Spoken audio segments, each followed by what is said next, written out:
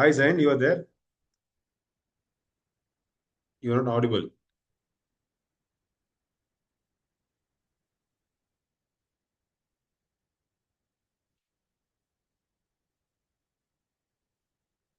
Yeah, can you hear me, Dr. Natish? Yeah, I can hear you.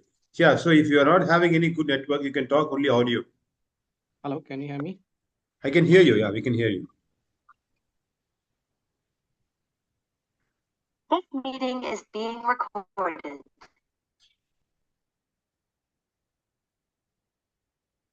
Yeah. Joined from my phone because I can No, your network, I think it is cracking. also. We can hear your voice also. Zain? Is it better now?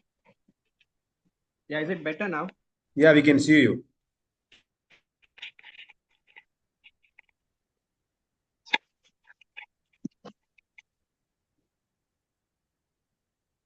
I said I joined in from my phone. Okay.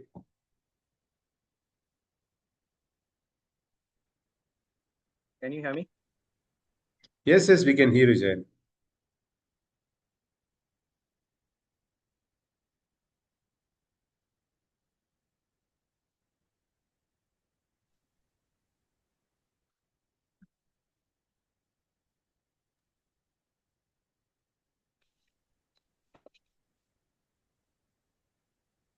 Yeah, hi. Good evening, everyone. My name is Zian Lakdawalla. I am an alienated parent, currently from Mumbai. I have an 8-year-old son and alienated from him since February of 2019. I connected with him after 3.5 years, only to be addressed by him as uncle. Slowly and steadily, with the help of certain court orders from Bandra Family Court, I kind of, ensured that I was able to go ahead and reconnect and build my bond with him. Over the past year and a half, also, again, that bond is somewhere, been disturbed by the other high conflict co-parent. And the last situation being that my child was under a lot of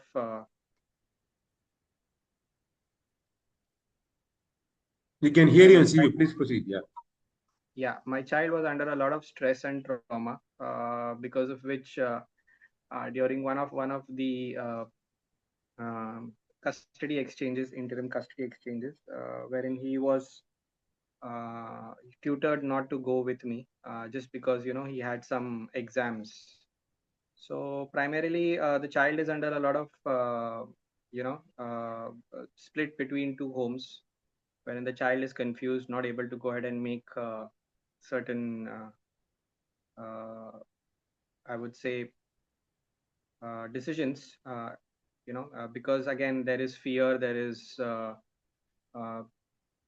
that thing wherein he wants to be with the other parent.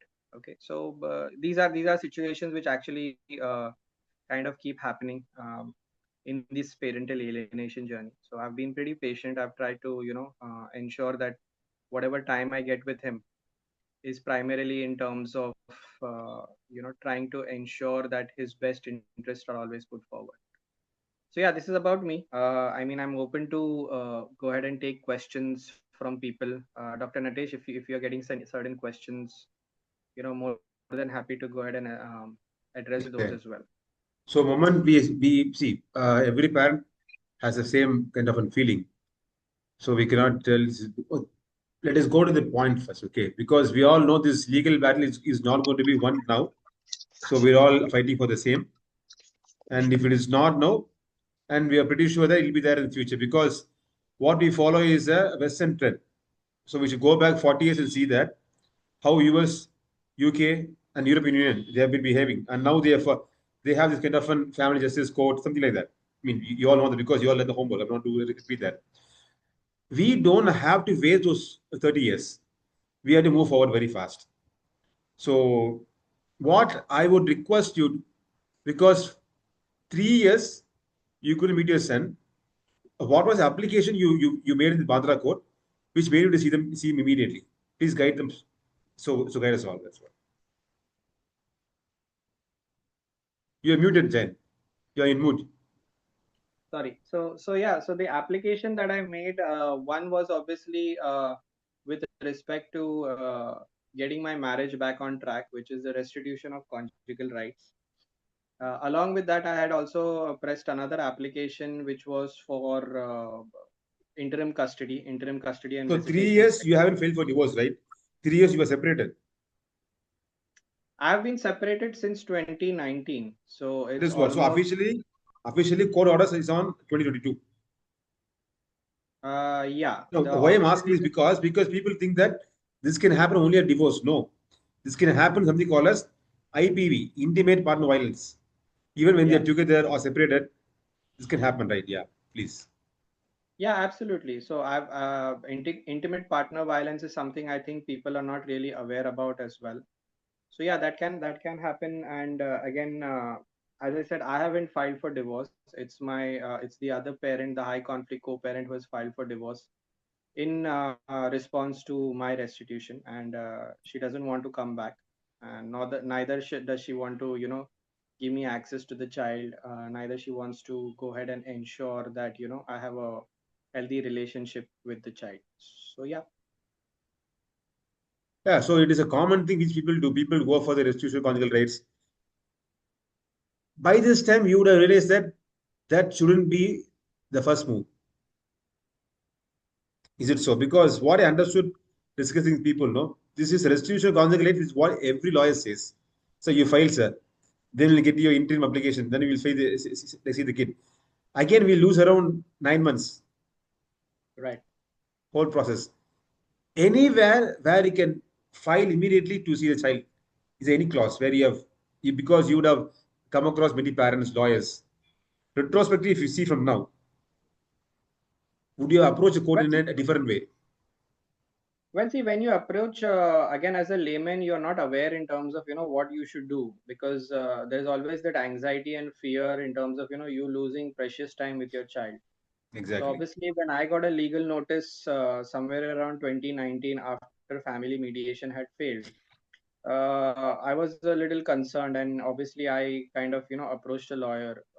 Again, I was very clear at that point in time, wherein my learned counsel wanted to go ahead and wanted me to file for divorce. I said, why should I? I haven't done anything wrong. And till date, and I mean, she keeps on mentioning.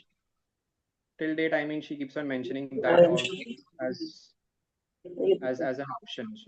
So yeah, I feel that the people who are there from the legal fraternity, obviously, rather than guiding their clients in terms of what needs to be done right, um, that more often that not happens, that instead of making families, you shouldn't be involved in the process of erasing families. So Yeah, coming because back to your question. this Hmm. restitution of conjugal rights, for me, it is a time wasting move because in the process of alienation, no, it again creates a lot of time only for the other parent. Right. Because you file, they will say no, and we are so sure that the affected parent will be so sure that there is no way of like restitution conjugation, right? So what's the point in doing No, that? I mean, when I've spoken, Dr. Nitesh, when I've spoken with people who have also filed Guardians and Wards Act, there have been situations. The first challenge is obviously getting a favorable order, okay, to ensure Exactly, that. Uh, exactly.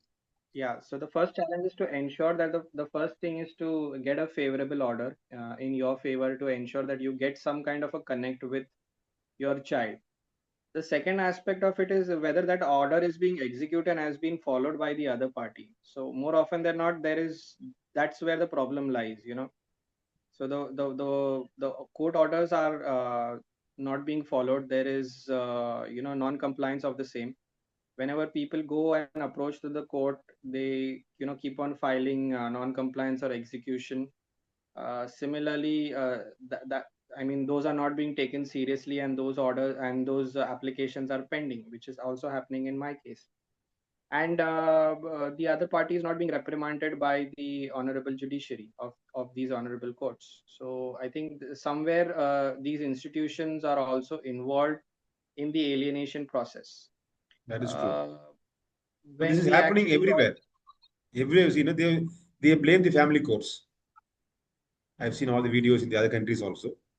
right, So there is no way we can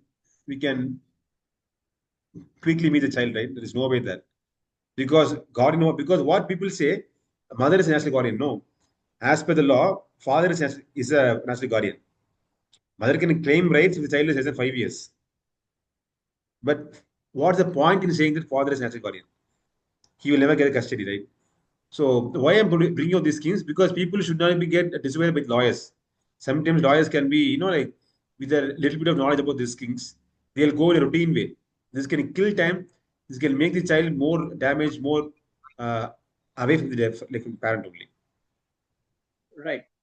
And again, most often than not, I've been educating myself on the legal front as well. So I've kind of, even though I have an advocate on record, I kind of ensure that I'm representing my case myself, because I know at the end of it, what is the point that I need to ensure that my child's rights are being not being infringed upon. So he deserves 100% custody of both his parents, which obviously is not happening. So I'm of the point of view that yes, the child can be a part of two homes, wherein the child can receive love and care and affection in two homes. But it's just that, again, as I said, the other parent might be going through some kind of issues. They are not putting the child's best interest in front. Their own ego drives it.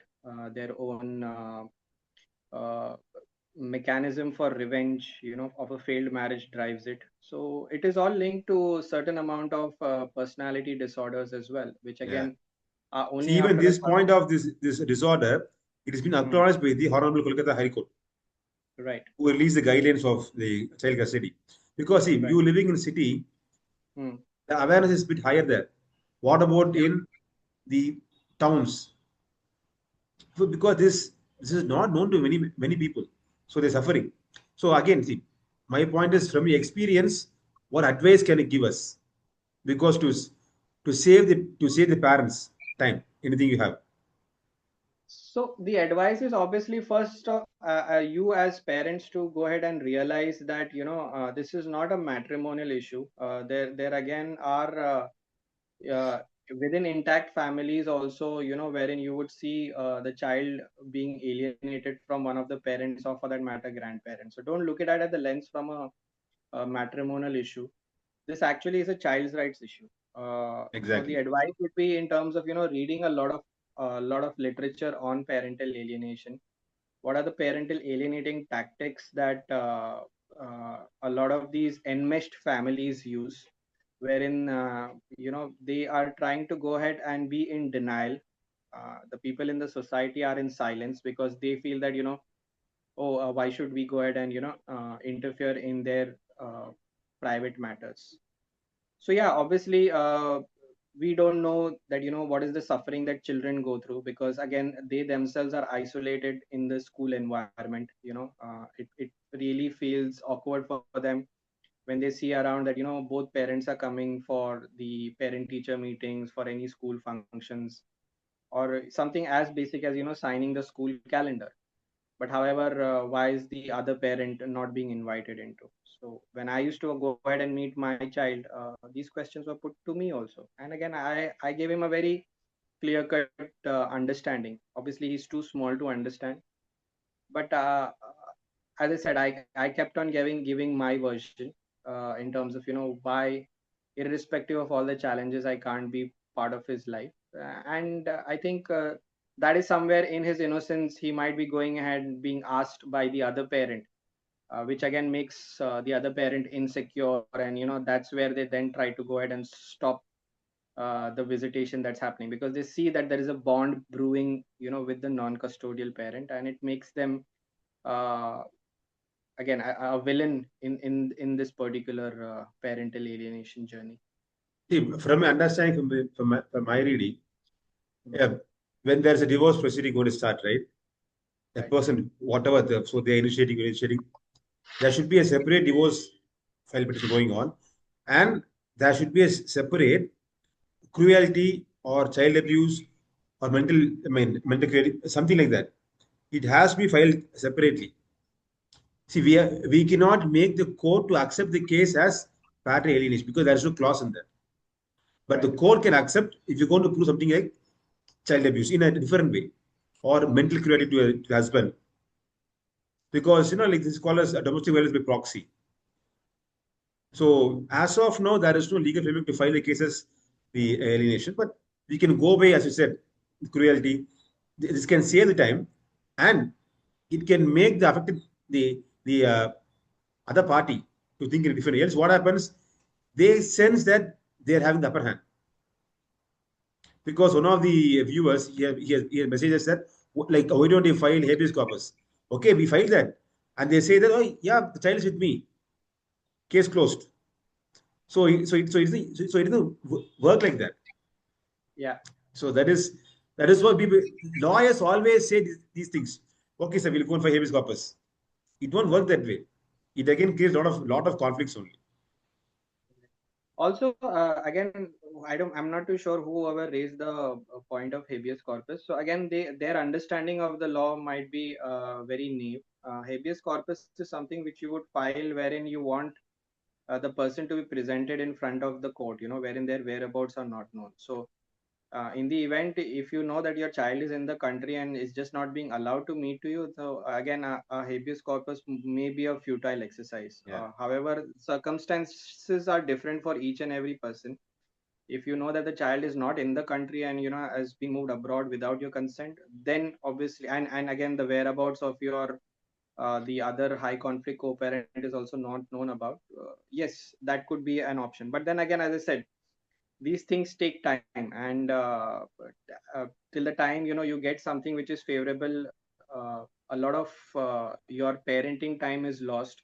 A lot of tutoring goes on wherein the child is being fed with a lot of lies, filled with a lot of toxic information that the other parent, the non-custodial parent, is not interested in your upbringing. So this actually then goes ahead and cements the process of alienation. I've spoken to parents wherein they kind of have conversations with their children on through a WhatsApp or through a Zoom, and they themselves, the children themselves, so the other parent is behind the camera and trying to They're seeing them. infringe on their Always over parenting there. time. Yeah, it's always Yeah, there. and then accordingly also trying to go ahead and ensure that they are uh, giving that information across to children. So children are being used as a pawn in these adult conflicts, wherein children themselves, so it depends in terms of what exactly is your severity of alienation. So if it's very severe, the children would actually go ahead and sometimes also use cuss words to the Yeah. non-custodial parent, or be angry, because again, as I said, their loyalty will always be tilted towards the The custodial parent. parents. So a lot of non-custodial parents also kind of give up, because as I said, they are not aware in terms of how Yeah. to handle the Yeah. situation. And that's why you see a lot of these So one custody more thing, what battles. they say, sorry to interrupt, because lawyers say Yeah. that, sir, you Hmm. don't worry, sir. 10 years, they'll come back to you. Yeah. They'll come back what? Hmm. We don't know, right? Right. So what I understood from the readings, what a Hmm. parent can apply is that Yeah. immediate psychological assessment of the kid. This is acceptable. The parent can say that my child is being psychologically abused, so I need a mental help to get him, because this is even told in the guidelines. And for this, either the court is supposed to pay or the parent can pay for that. This can save some time. At least the parent can meet, because else whatever approach the parent takes, no, it'll be detrimental only for the kid only. More and more the kid will be toxicated. More and more he'll be a tutor. That is there. So again, as I said, So, mute yourself. Dr. Natis, could you mute yeah. Julia? There is one So question, again, Zain, for you. Yeah, I'll just Up. answer your concern first, Dr. Natesh. So one, you mentioned about the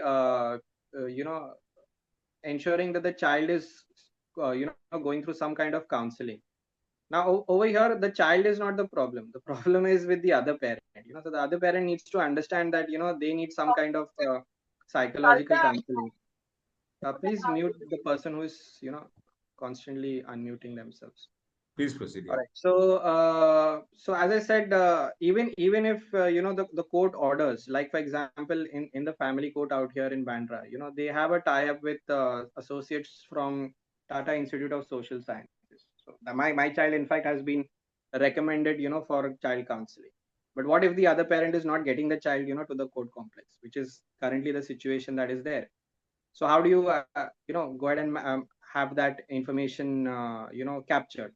When I spoke to the child counselor, she said that we work independently as an organization and we don't give any kind of reports unless asked by Yes. the honorable court. So where does that leave? What I mean, the entire exercise is then futile. So what do you do on that front? And we're talking about a tier 1 city like Mumbai. You mentioned about challenges which are in tier 2 or tier 3 cities as well. So these people are not even aware. So yeah, these are some of the kinds of challenges that I see. I'm ready to take questions that are there on the chat. If you could just read them out to me, because Yeah, I'm on phone. mobile. Yeah. So Yeah. one person asking, how does shared parenting actually play out? Can you actually explain it in detail? As I've seen you advocating for that, in case of parents in same cities or different parents or same countries, like that. So shared parenting as such has many dynamics, in the way. One is obviously it requires the other parents' involvement in terms of ensuring that they really understand and they're putting the needs of the child before their own ego. That's there. Now it depends. Again, as I said, the dynamics are different. If it's same city, if it's different cities, again, how will you travel? Will you ensure that you go regularly to that particular city to meet the child? What if the other parent doesn't get the child? So you are not actually doing something called as shared parenting. You're doing something which is called as parallel parenting, or you're being a visitor in your child's life. So the situations is very very case specific, very very person specific. Again, I've come across people wherein the child has been taken to a different country altogether. So how do you establish a connect with that child? Even though if you get a favorable court order of connecting through online meetings, what if the person doesn't get the meeting, doesn't get the child on the online meeting? Sometimes to frustrate the non-custodial parent, they would mute the phone. They would not show the face of the child on the online meeting, or they would abruptly disconnect. So uh, these are techniques in terms of as I said, controlling, coercive controlling, to ensure that that the child is being controlled. You as a non-custodial parent are being controlled, in terms of forming a good enough relationship with your child. Yeah, Natesh, Dr. Natesh, next question. There is one more question from Ramesh Fatima. What if the children do not want to live with the parent? The mother aborts. Well, to answer your question, again, why is the child saying that? See, love as an emotion comes very naturally to a child. Hate is something that is taught. So has your child learned hate from the custodial parent? I mean, why are you saying that? So again, the voice of the child is something that would want to be heard. Is the child being tutored? Is the child going ahead and saying that in some person's influence? And more often than not, that's what studies suggest. In We've all heard the term wherein it says it takes a village to raise a child. So child would obviously want to have a relationship not only with parents, with grandparents, with cousins, siblings, uh, belonging to both the families. Why are you depriving the child just because of your own ego? So again, you are trying to put these things in the child's mind, and trying to create that hate for whatever reasons. Again, as adults, you both are had your differences in the marital life.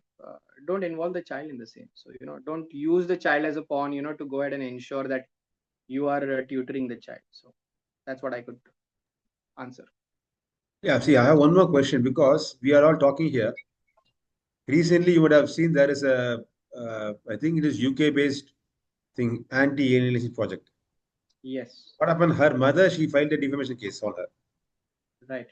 because she is saying that my mother has alienated. Now, have you faced such issues for you? Because you are being vocal, right? Yeah, I mean the last application that I've received stating that since I've been vocal, so I'm maligning the image of the uh, high Other conflict parent. custodial parent, and obviously I shouldn't be whatever orders I've received, the favorable orders. So she's not comfortable, sending the child across. And again, as I said, So it is becoming for the counterproductive past, for you. sorry. Whatever custody you gain, now it is regressing for you, right? It is affecting in a negative way. Yeah, I mean that's the defense that the opposite counsel is being using. That I'm being vocal about this particular issue, wherein I've not used the name of the other party, wherein I've not used the name of the counsel who has currently undertaking the case. By the They way, can't sue you at all, but they have sorry, this tactic too. They won't be able to sue you, but now they have the chance to again curb you, the visits. that's okay. See, again, suing in the Indian judiciary has its ways. I mean, as I said, I'm more in terms of creating awareness, so these kind of tactics will not bow me down because I'm being the voice of the alienated children. It all again depends on the other parents as well. Would they want to go ahead and say this? I've met a lot of parents and they even don't come online, or they do not go ahead and uh, post any information, or try to educate themselves. They kind of take the abuse silently. So when I've actually dealt with a lot of child abuse cases as well, there are four evils which I learned. Denial, silence, shame, and stigma.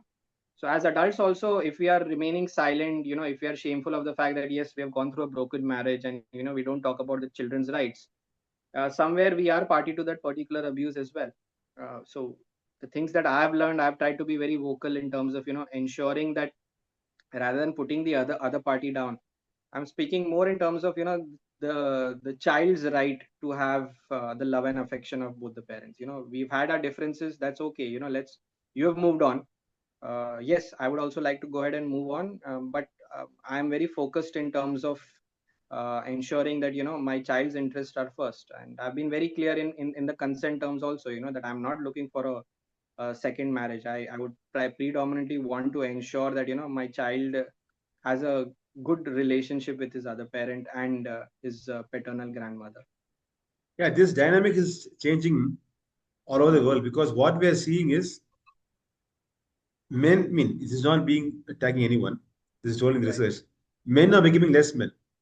Testosterone is going down and sperm count is going down. The fighting courage is going down. The opposite is a different way. Because what you said, initially what happens, people convince that you are a man, go for a remarriage. Then you forget that. But now it's a different thing. We want that a particular parent, they want to fight for the kid at the cost of their own uh, the marriage life. Okay, so there is two quick questions before we move on to the next speaker. Sure. So again, I'm going to read it for you. Sure. Amish has asked, is there a difference in custody for minor and major children? Major children, there is no custody, right? They'll No, again, there's no custody. So once the children have attained 18 years of age, there isn't, I mean, the custody war itself ends. yeah, The child, again, if they are severely alienated, they would they're really gone. not, Gone, yeah. yeah, they would be gone. So they would not probably meet the non-custodial parent as well. It also The depends, difference is what less than 5 and more than 5 years. She's asked like that. sorry? The main difference lies whether the child is less than 5 or more than 5. Because if it is less than 5, the law states that eventually the mother gets custody. This is all in the law. I mean, I'm telling this is all the writings. I know what See, you mean, we need to but it doesn't mean. understand that. Yeah, we need to understand for the person who is put in the question. Your family courts are merely dispute resolution centers.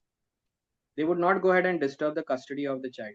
Okay, there have been cases wherein the custody has been with the father, and if the mother is able to go ahead and prove that that is not the right parent. There have been instances wherein custody has been transferred to the mother, but the other way around, there have been very few cases, and again they don't get highlighted in the media as well. So coming back to the question again, what is stated in the law is always in the law books. The real life scenarios on the ground are very different. Again, as I said, if you're looking for some kind of a justice from the family courts, you will be disappointed. What you will get is more in terms of heaps and heaps of papers. Again, as I said, it all depends in terms of how strong willed are you in your mind to go ahead and ensure That that is true. the child, I mean, you kind of make your presence felt in the child's life till the child becomes a major. Again, if you lose your breath, if you give up, like the famous case of Atul Subhash, wherein he gave up, uh, again, are you Yeah, doing justice yeah. to the coming generations as well? So So there's I one mean, question for you. yeah. How long will these cases run? Is there any end date? As it is, we left three lives in the main standstill, running around the court. Understand the feeling because you have been going through. Please share the. Well, these things run till your last breath, or if you have a ray of hope wherein your child, once they attain that thing of maturity and they come back to you. Again, it depends in terms of the kind of questions they might ask you. So have you really learned in terms of what happened, and do you want to go ahead and share your side of the story? More often than not, we have seen that when non-custodial parents share their side of the story as well, more often than not it will cement the alienation, because the child themselves are being confused, the child themselves are angry, they feel themselves that they are the reason in terms of why mommy and daddy have separated. So it's again depending on how you handle the situation. A lot of people, I know, one, they do not wait that long, and second, as I said, they give up midway. So it all depends on how resilient you are. I'm pretty resilient in my mind, that till my last breath of in my lungs, I will keep on talking about this particular cause. Yeah. So yeah, that is true. What I want to tell you, what I have seen, I have read. A child is gone now. It doesn't mean that parent has to stop fighting. You Yeah. document everything. You write letters. You write mail, so that when the child is major or at least after 12, when he or she comes back, you can see, I've been fighting for you. Right. Whatever you've been told is wrong. At least now we can substantiate that. Just keeping Right. quiet, retracting yourself is going to make the case more rigid for the child, because now there is a proof that okay, now that parent has gone now. Right. So either you fight in the court, or you fight that you're going to document everything. So either way, you have, because but the child is gone, because many times the parent don't have the acceptance. They keep on. I mean, gone means not in the negative sense. Right. This won't be like those previous days. It is not like that. It is a new normal now. Accept that. You had to accept that. At the earliest you accept that, then you can at least do something justice for the future of the kid, not the present. Yeah. I So, wouldn't say the child is really gone. Again, as I said, you have photos, you have memories. no, You no, can gone always say means see. that. Yeah. Maybe I can put it in a different way. That means the longing. No, I can. I speak to parents, right?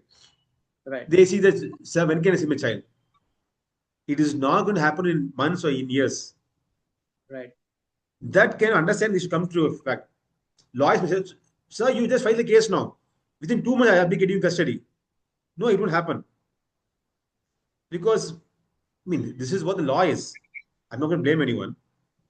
Right. So, yeah, before taking these questions to Zayan, Yeah. we are having the next speaker.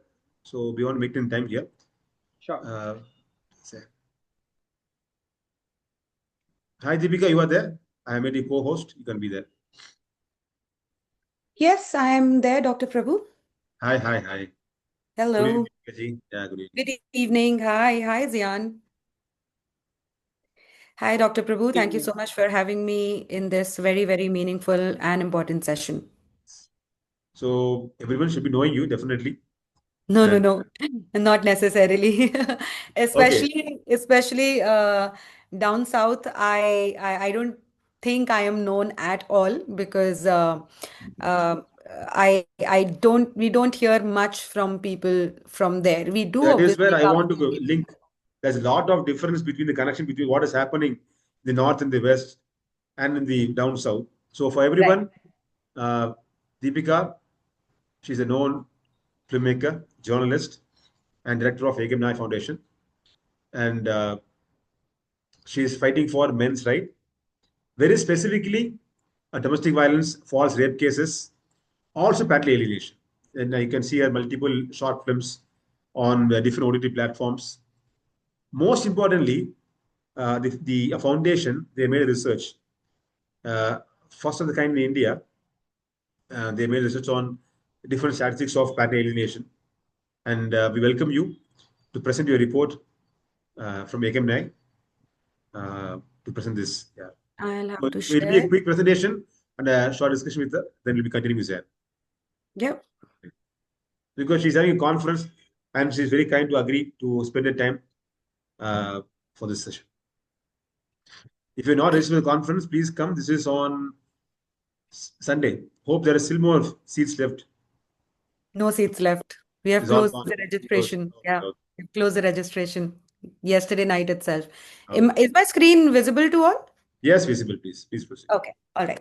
So, good evening, everyone. Happy Children's Day to all of you. And I wish that all the children in this world get the love of both their parents. But no matter how much we wish, it's a very sad reality of today that there are just a lot of parents, a lot of children who get to be with only one parent, no matter how innocent the other parent may be. So matrimonial disputes and personal, biases and personal revenges between spouses are causing havoc in the lives of kids, and unfortunately, our judiciary is very with very stereotypical mindset, taking fathers out of the lives of children. Uh, just a lot more than anybody would ever expect. So, at Ekam Nyaay Foundation, so I'll just share a bit about Ekam Nyaay Foundation. I started this NGO last year, and we work in four domains. We counsel people who are undergoing matrimonial disputes, false accusations, any kind of distress because of legal turmoil or marital disputes. We create a lot of content to spread awareness on the issues that men are facing, one of which, and a very important one of which, is the issues that fathers are facing in India. We do interventions where we help people on ground. We have just, compiled our annual report, and there are about more than 37 people, criminals who we have got arrested. There are more than 28 FIRs that we have got filed.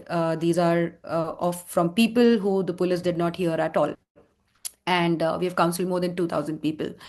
And last but not the least, we strongly believe that there is immense amount of effort required in the area of research, because neither national agencies nor any of these big institutes, nor any institutes that come out with or support a lot of PhDs in unspoken issues, want to do anything with men's issues. So research has been very important area for us. And last year we did this research exploring the impact of parental alienation in India. It's a quantitative research. We had 108 fathers who responded to our survey. I know the number is really, really less, but this was not a very long drawn research. This was a data collected over just 2 months and then compiled into the important results of it. So the objective of this was obviously to understand the legal, emotional, and procedural hurdles faced by parents, especially fathers. Uh, I don't think so. I need to introduce anybody to this. We all know parental alienation. Parental alienation versus justified estrangement. So there was a question that came before, what if the child does not want to be with a parent? And Zian very, very rightly answered that. But we also have to understand that not every human being is the best human being. There are mothers who are least concerned about welfare of their kid. There are fathers who are least bothered about welfare of their kids. A child, rejecting somebody like that, can be understood, and it has been understood globally as well. So, there's a segregation of justified estrangement, and then there is parental alienation. So the data has been collected through Google Form survey. 108 fathers responded. We identified key areas they wanted to, take the feedback on, which was duration of marriage, period of separation from the child, the limitations they encounter, hurdles they face, how many applied for visitation, how many actually got the visitation granted. So I'm not going to go in depth into detailing the entire research because the time is less. But duration of marriage in majority of the cases is less, as in it's not a very long marriage. It has been a short marriage. Less than 5 years is a kind of or 5 to 10 years is the biggest set over there. The longer the marriage is, the kids seem to have settled down with the parents, and they have shaped their own minds and thoughts, and they're not very easily, influenced by either of the parent. Age of the children, below 10 years forms majority of the kids that have been alienated. Separation period has been the majority is below 5 years. 5 to 10 years is 16.7%, then 10 to 15 years, and then there are some other sections. There were some respondents that did not have any child. This is the most important part of the study, I guess. This shows that 48.2% of respondents only applied for visitation, while 51.8% fathers did not actually apply for visitation. Now, in our personal interactions with some of the fathers, and since I've been working in this space for the longest of time, and we get to speak to a lot of fathers or men who are falsely accused in matrimonial disputes, one of the fear of anybody taking or men taking any step legally is the fear of legal cases, the fear of being embroiled in a never ending litigation. There are some fathers who were very, very connected with their child. We regularly speak to a lot of, during counseling, we regularly speak to, men who are facing matrimonial disputes, and the wife has the wife has taken away the child. In some of the cases, the child is 1 month, 2 months, 3 months. And most of these fathers are, like Dr. Prabhu also shared, advised that don't even think you will get it will take years. It's better that you get married and then have your own family. Don't get into all of these. So there is a lot of pushback when it comes to a father actively seeking time in their child's life. The conditioning, social conditioning is such that it is very easy for people to say that, forget your child, you can get married again, have your own family again. Nobody understands that a father can also have as deep a connect and probably more than a mother, even though, he did not give the birth, but that doesn't mean that the love is any less. So 50, so that is the these fears are the reasons, major reasons why fathers don't apply for visitations. And advocates, I think, play a very crucial role in misguiding these men. We've also spoken to men who did not even know that there is an option to apply for visitation as well. And these are people who come from very small towns. They have no idea of the law. Whatever it is, it must be very difficult for us to believe, but let's understand that India is a huge, huge country, and we don't even know how gullible, innocent, and absolutely unaware people are. So, there have been cases where the guy did not even know that there's something called, apply visitation for your child, and they said, "Ma'am, ऐसा हमारे को advocate ने बताया ही नहीं कि ऐसा भी कर सकते हैं, or the advocate did not even tell us that we have this option also, that we can actually meet our child. We thought that, it is the property of mother only, so we don't have any say in it now." And then we tell them, no, it is not like that. You can apply for visitation and you can get with visitation rights from the courts. This is another important slide, which is the harsh reality of today.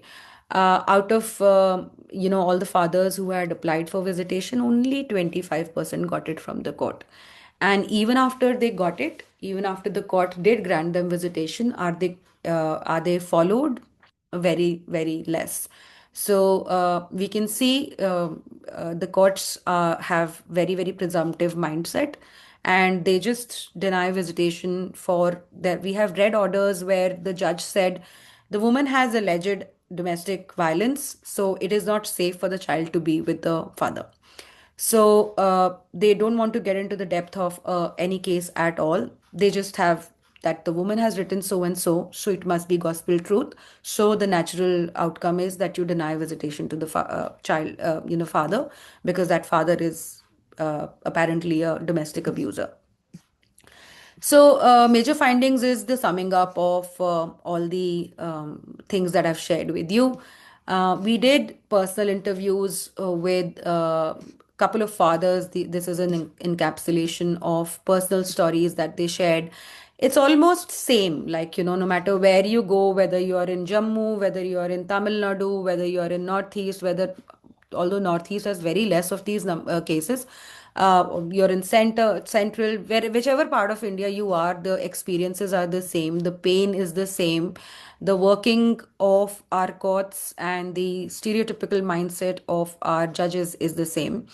And one of the common observation by the way, this report is available to be downloaded from ekamnyaay.org. You see the website address there, so you can see. So one of the common tendencies in personal interviews with these fathers was that they felt suicidal, they had no support, they did not know what to do, and some people got help from organizations that are working on men's issues, but the sad reality of today is that men's rights organizations also, if I know there is no data as such, but in my understanding, I don't think so. We reach out to even 5% of the 10% of the population. That is actually suffering because of these issues. Because most of the organizations are volunteer-run organizations, and there is a huge scope of improving so that we can reach out to as many people as possible. There are a lot of people who are now doing podcasts and who are now giving public lectures on these issues. But have we reached the grassroots levels? I don't think so. We have. So yeah, that's about it. Like I said, you can download the report from ekamnyaay.org, and if there are any questions that people have, I would be happy to share. One thing that I really wanted to, I don't know how many people who are attending have interest in this subject, but I'm assuming that everybody would. One thing that I would definitely love to share with a lot of people is that there are a lot of international organizations that are doing substantial work. They are meeting senators, they are meeting their lawmakers, they are constantly lobbying to get some of their biased policies changed. And I think globally, whatever I've understood of the global movement, I see a lot many more organizations working on shared parenting, parental alienation, rather than strictly focusing on, false accusations or men's issues. And there are some organizations that have done amazing work, and they have visible social media presence, they have visible media presence over there, and they have actually been able to get a lot of things shifted over there, particularly US, a lot of areas in Europe as well. So I would invite you all to explore these organizations, look at the work that they do, and maybe emulate that here in India. And I just think that if you're able to save even 20 lives, I think you would have done an extraordinary kind of thing in your life. So if you have saved any life, that's a life saved. And all of us have the capacity to make difference in others' lives. So pick it up. Non, you don't need to necessarily, start an NGO or something. There's a guy I follow on Instagram. I've seen his journey. Father's Lives Matters. And he has grown from a very, very small account to I think he has around 3,50,000 or something. He counsels fathers. He is there to stand with them. Unfortunately, he has been diagnosed with cancer now. But just social media dedicated work 2 hours a day also can, take your voice to a lot of people who may be suffering and who needs your help. Yeah. Thank you so much, Dr. Prabhu. And yeah. Yeah. So thank you so much for the insights because you've been working in this field and meeting a lot of people. Uh, how, as a group, we can approach like your foundation to represent our voice? Any thoughts on that? How you can approach my foundation. Because you have My been known to foundation people. is very approachable. You can just write to us. Yeah. So what I'm Yeah. saying that we can write together and being there in Delhi, it gives access to a lot of people where we can represent our voices, keep on sending some menu because I've seen a lot of your open letters on the websites. So we have to keep on working together, not as an individual person. That's what I'm saying. So people on social media can create awareness, but to have a momentum, we need to have a approach to a proper channel. Else, judiciaries won't be listening to the social medias. It won't happen like that. Yeah, I think somewhere you can create maximum impact in any domain, Dr. Prabhu. I personally feel by having a very focused approach. Right now, we don't have, but probably, somewhere down the line, we want to have a very separate arm of Ekam Nyaay Foundation dealing with only parental alienation and father's issues. It is a full-time job. It is not like a part-time work. It is a full-time job. So probably we would have somebody to lead that initiative for us. And once that happens, then obviously we would like to collaborate with all the organizations that are working in this space.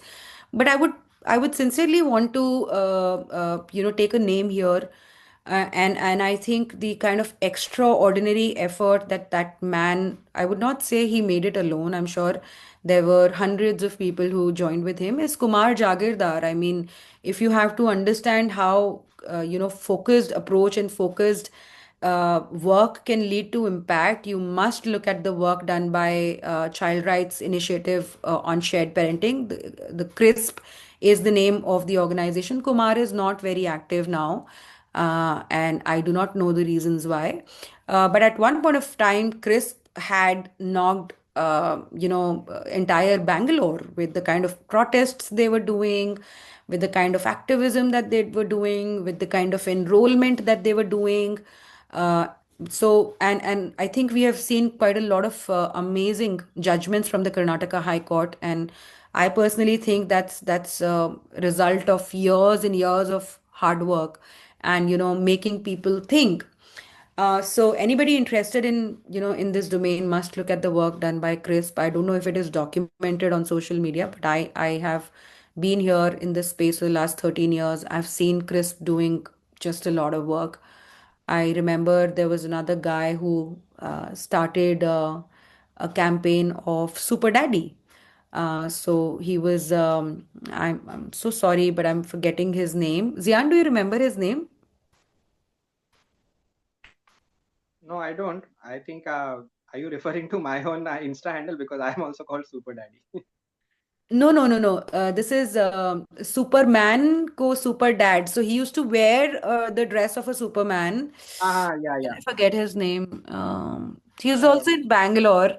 yes, yes. Yeah. So I don't recollect the name. yeah, he used to dress up at Superman, but Right, over here it used to be written Super Dad. So right, that became very, very popular. right.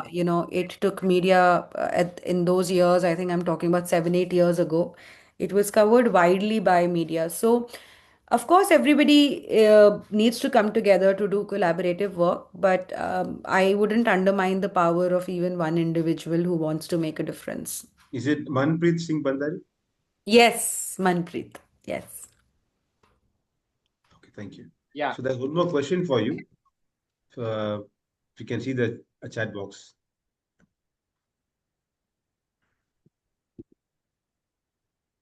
So, Ms. Deepika, what should be the custody of this child?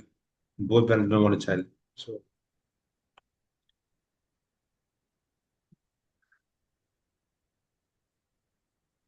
Ms. Deepika, what should the custody of these children be where both parents just do not want the child? As MP's divorce.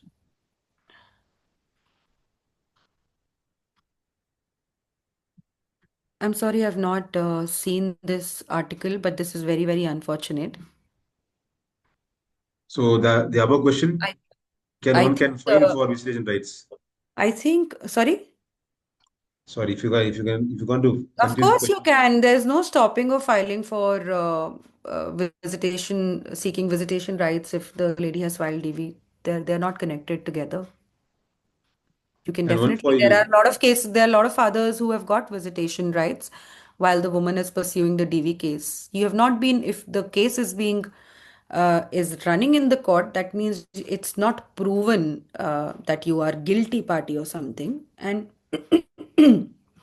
when there are any visible signs of domestic violence, or there has been outright physical violence, the courts have been very cautious. But if courts see that the allegations are omnibus and the kind of allegations that we usually see in 498A kind of cases, then courts are also courts understand those facts. But yeah, obviously it depends on judges to judges. It's not the same anywhere. By the way, I don't know who this person is alternate is, but this is very concerning. Now, while this is happening, I think it is the state that should take the responsibility of these kids.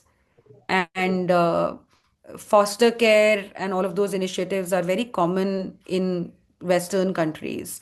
I mean, these kids need to be taken care of. And like I said in the beginning, um, it's not that every father is a good father. It's not that every mother is a good mother. Just because somebody has given birth to a child, we have seen cases where now in adultery the mother has killed the child. So uh, why go too far? Suchana Seth case became so common in Bangalore. So she killed her son just wanting to not give the even visitation rights to the father. So if these couples are abandoning their kids, I think the state has a responsibility and a duty to take care of these children. Zayan, you have something to say? You raised your hand. Yeah, so one was obviously to those two questions. Again, it also depends in terms of that case specific thing. Is the child connected to the grandparents? How does the court see those situations as well? So we don't know. We can't comment really in terms of what's the situation that the child is going through. So we would need to understand a lot of information.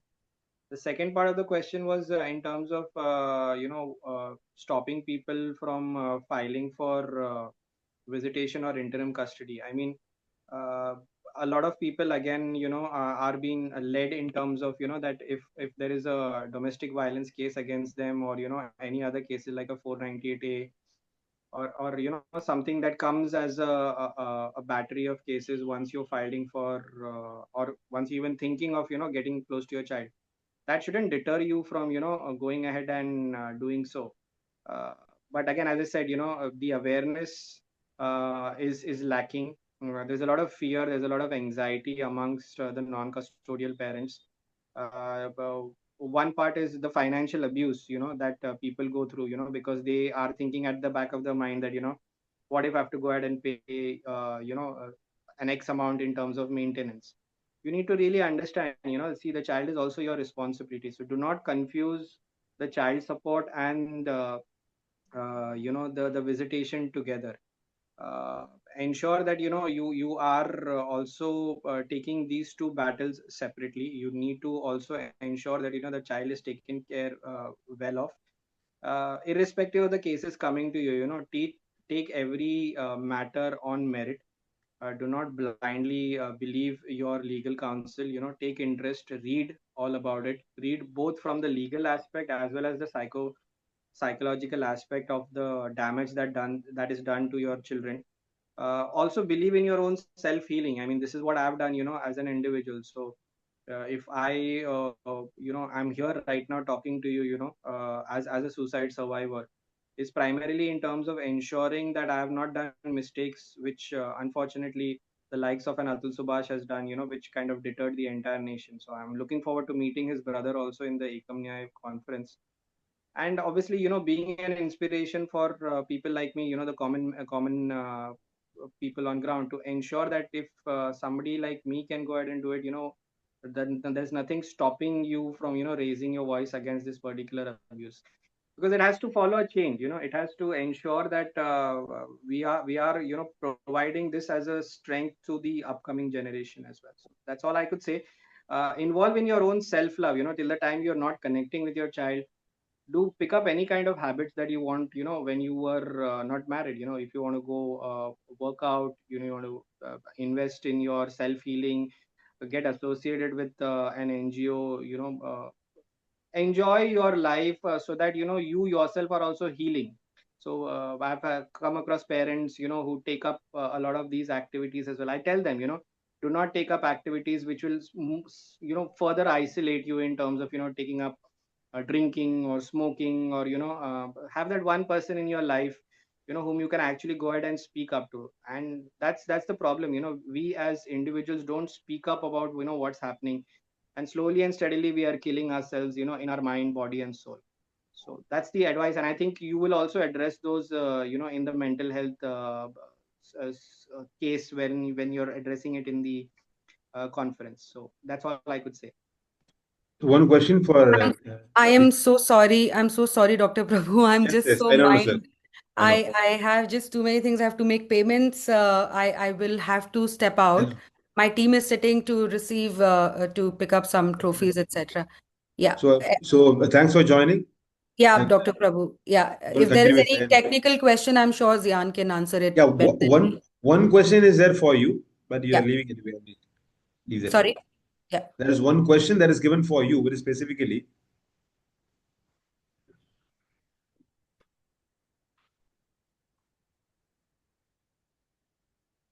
from Mr. Kumar. I couldn't quite understand what this During person is. custody proceedings in the family court, No, no, is I've there read it. I've read it, of course. Bias in child.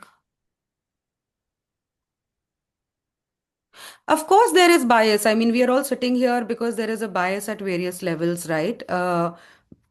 I don't know, I mean, how to handle that. The only thing that I can say is um, when anybody in the system sees you as a very responsible person, and I'm not saying just as a responsible father, I'm saying a responsible person otherwise also, when the system sees you as a person who is responsible, who is respecting the law, who is not losing it, and throwing a fit because of whatever is being done. Unfortunately, it's a very sad expectation from men, to be very honest. I feel sad about it because women throw fits all the time when they think they are being wronged or something, but men are not even allowed that emotions. But let's accept that the entire system is stacked against us.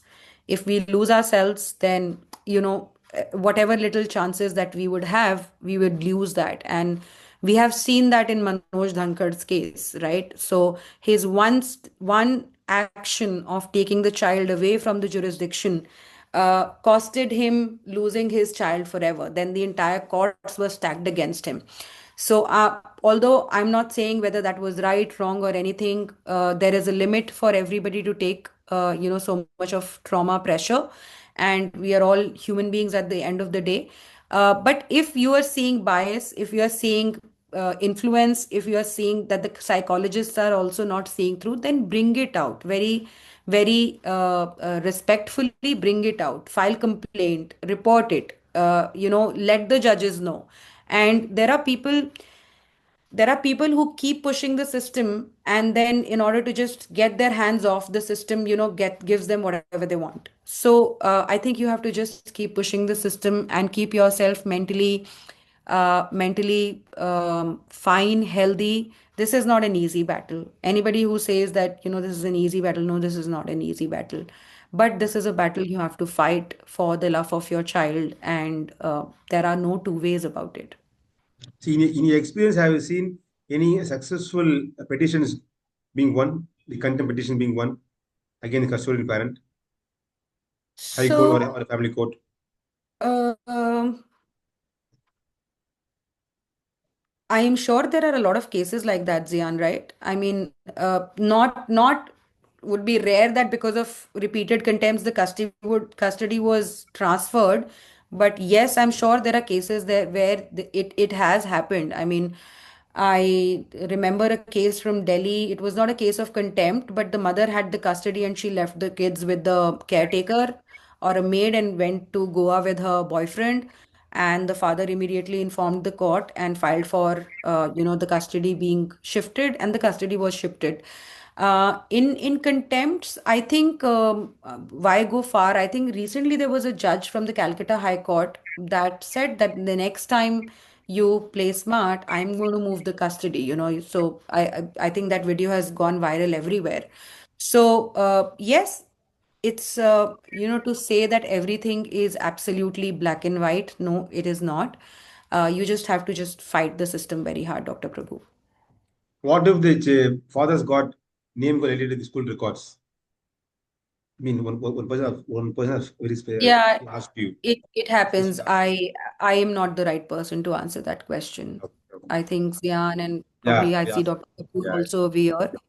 Yeah, you could have them answer this question. But yeah, it happens with a lot of fathers. Thank you so much for this for coming on this show, Thank and you. Thank you, Dr. Prabhu. see you Thank on you. Sunday. Bye bye. Bye. Yeah, Zain, you can Yeah, please continue with the question. Yeah. yeah. What was that question? If you could just read it out to me. Yeah, the wife has got child moved to a new school and not got father's name updated in the school record. Now school is not entertaining the father. What remedies are available with the father? Well, there are very limited remedies that are available. Again, as I said, the one remedy that's available is if you're already in litigation, is to ensure that you're getting this added, your details added in the school records by getting a court order. Again, whether or not that will be done immediately or it will take time, again depends on the judge that's presiding the bench. So yes, you are within your legal rights and the rights of the child, because the child is supposed to have both the parents name, and this is something that is already documented. I forget the particular case law, because I can probably take this offline and guide the person. So if they write to me, I can take it offline. But yes, again, as I said, there is a legal remedy available. It depends in terms of how uh, strongly do you take it up. Also, the aspect of schools not really understanding, because they themselves aid the process of parental alienation. So don't expect too much happening over there as well, because when you'll try to go ahead and meet the principal, they might not even entertain you, which has again happened in my case as well. So there are ways Yeah, and I means in personally terms of believe this shouldn't be taken to school, right? It is sorry. going to affect the child's name also over there because I mean I can understand the father's feeling, Hmm. but to go to the school, complain to the principal, ask this, it is going to hurt the child more. This is my So belief. again, as I said, there is a way and means of how do you go ahead and portray this. I mean, I tell people, don't go ahead and create a ruckus out there. You're putting your point forward, fine. If the school authorities do not go ahead and entertain you, just walk out diligently with your head up high and take the matter, in the litigation process. But again, ensure that you are well connected. As and In a when friendly whenever way with them. definitely. Yeah, because there was again some kind of a guideline document, the child, I mean, custody guideline document, which was to address parental alienation in schools, which was created by Child's Eye Foundation and a lot of these psychologists. I took a copy of that and went ahead and shared that with my child's school principal. But again, they did not pay heed to that. So again, it also goes to show the fact that how strongly do they really take in terms of the care of the child. So again, for them, it's just one student, and they are more concerned with whether the fees are being received on time or not. They are not Yeah, that is concerned or bothered about the parental conflicts that happen. In fact, I was given I was debarred from entering the school premises. So again, these things go against you in terms of the other party going ahead and showcasing it. It's kind of a triangulation effort, wherein they feel that the other parent, the non-custodial parent, is trying to create you know kind of a bad name, and also trying to ensure that the child's schooling is being disturbed, which is not the case. You're trying to go ahead and make your presence felt. You're ensuring that the child's identity is not being erased, wherein they are trying to do the same. So all of these insecurities, all of these are there in the studies. Happy to share that in terms of whoever has asked that question. Thanks, Zain. I think we have come to the end of the time. Sure. Thanks everyone for participating. And there is going to be tomorrow again webinar at 8 to 9. We're going to call. We have invited a few lawyers. Right. They'll be speaking on different topic as well. Any more questions you can ask, or we'll close it. Yeah, that's it. Fine, Zain. Yeah. Thanks for the time. We'll be in Okay. touch. Thank you, Dr. Prabhu. Thank you, everyone. Nice. Yeah. See you in Nice. Delhi Sunday. Yes. Bye bye. Yes. See you. Bye.